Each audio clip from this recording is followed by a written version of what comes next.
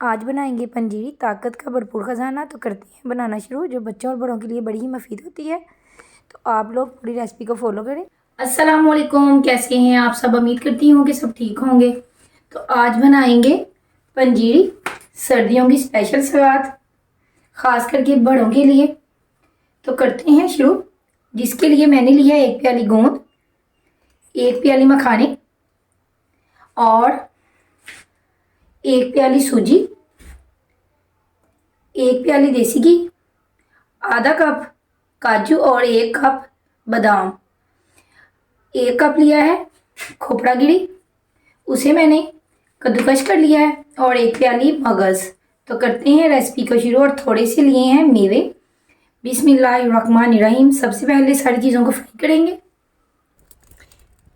ایک پین میں ڈالیں گے سب سے پہلے 1 چمچ دیسی گھی، اسے گرم کریں گے۔ گھی گرم ہو چکا ہے، اب اس میں ڈالیں گے بادام اور کاجو، اور آگ کا فلیم رکھیں گے بالکل ہلکا، اور انہیں اچھے سے روسٹ کریں گے۔ بس اسے اتنا روسٹ کریں گے کہ اچھی سی خوشبو آنے لگے۔ بادام اور کاجو ہو چکے ہیں اچھے سے روسٹ، اور انہیں نکالتے ہیں ایک بڑی پلیٹ میں۔ اب فرائی کریں گے مگز، ڈالیں گے، اور مگز بھی ہو چکے ہیں، انہیں بھی نکال لیتے ہیں ایک پلیٹ میں۔ بچے ہوئے گھی میں ڈالیں گے کھوپڑا، اور اچھے سے فرائی کریں گے، اور کھوپڑے کا ٹیسٹ آئے گا بڑا ہی اچھا فرائی کرنے کے بعد، اور ماشاءاللہ یہ پنجیری بن کر بڑی ہی مزے کی بنے گی۔ اور کھوپڑا بھی اچھے سے فرائی ہو چکا ہے۔ اب پین میں ڈالیں گے 1 چمچ بڑا دیسی گھی کا، اور ہلکے سے گرم کریں گے، اور فرائی کریں گے مکھانے۔ ان کو اتنی دیر تک فرائی کریں گے کہ ان کے ہلکے ہلکے پٹاخے بننے لگے اور نرم ہو جائیں۔ مکھانے بھی روسٹ ہو چکے ہیں، انہیں بھی نکال لیتے ہیں ایک پلیٹ میں۔ انہیں کم سے کم 2 سے 3 منٹ کے لیے فرائی کریں گے، بالکل ہلکے فلیم پہ، یہ جل نہ جائیں۔ 1 چمچ دیسی گھی کا ڈالیں گے، اور فرائی کریں گے گوند۔ سب سے بیسٹ تو پنجیری میں گوند کا کردار ہوتا ہے، یہ بڑی ہی مفید ہوتی ہے۔ اس سے ہوتے ہیں جوڑوں کی دردیں ٹھیک، یہ بچے بوڑھے سارے کھائیں تو سب کے لیے بڑی اچھی ہوتی ہے۔ اسے بھی اتنا کریں گے کہ یہ موتیوں کی طرح ہو جائیں۔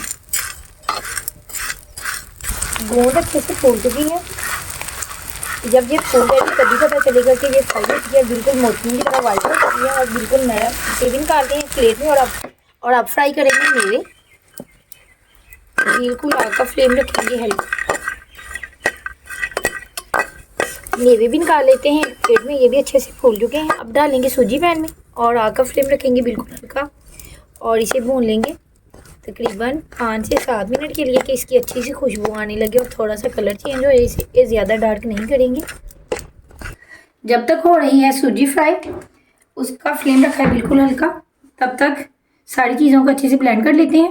آپ چاہیں موٹا باریک جیسا بھی چاہیں کر سکتے ہیں۔ اگر بزرگوں کے لیے اگر بنانا ہو تو بالکل باریک فائن پاؤڈر بنائیں، اور میں سب سے پہلے ان کے گرینڈ کروں گی چاپر میں، اور بالکل باریک، اور تھوڑی سی چیزوں کو رکھوں گی گارنشنگ کے لیے کہ دکھنے میں پنجیری اچھی لگے۔ ساری چیزوں کو میں نے بالکل باریک پیس لیا ہے، اور سوجی بھی ساتھ ساتھ چمچ کی مدد سے ہلاتی رہی، اور وہ بھی تقریباً بھوننے والی ہے، اور تھوڑے سے ڈرائی فروٹ بچا کے رکھے ہیں۔ ان کے ساتھ پلیٹ کو کریں گے گارنش، اور دکھنے میں خوبصورت لگے گی ماشاءاللہ سے۔ سوجی کو بھونتے ہوئے تقریباً 8 منٹ ہو چکے ہیں۔ اب اس میں ڈالیں گے 1 چمچ گھی، اور اس کی اچھی سی خوشبو آنے لگی ہے، اور کلر بھی چینج ہو چکا ہے۔ اسے میں نے زیادہ ڈارک نہیں کیا، اور گھی ڈالنے کے بعد اسے 2 سے 3 منٹ کے لیے اور بھون لیں گے بالکل ہلکے فلیم پر۔ سوجی اچھی سے بھن چکی ہے، اب اسے نکال لیتے ہیں ایک پلیٹ میں۔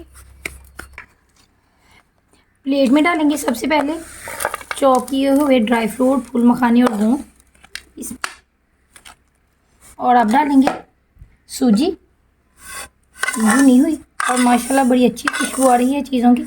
اگر آپ لوگوں کے پاس دیسی گھی اویلیبل نہیں تو آپ ڈالڈا گھی بھی یوز کر سکتے ہیں، اور نٹس وغیرہ آپ لوگوں کو جو پسند ہوں وہ ڈالیں۔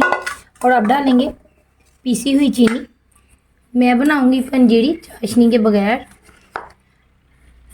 آدھا کپ اور اچھے سے مکس کریں گے.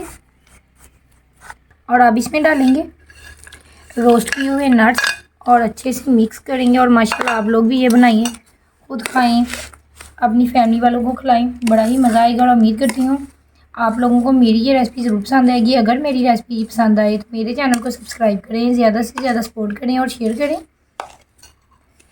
اسی کے ساتھ لیتی ہوں اجازت, تب تک کے لیے اللہ حافظ.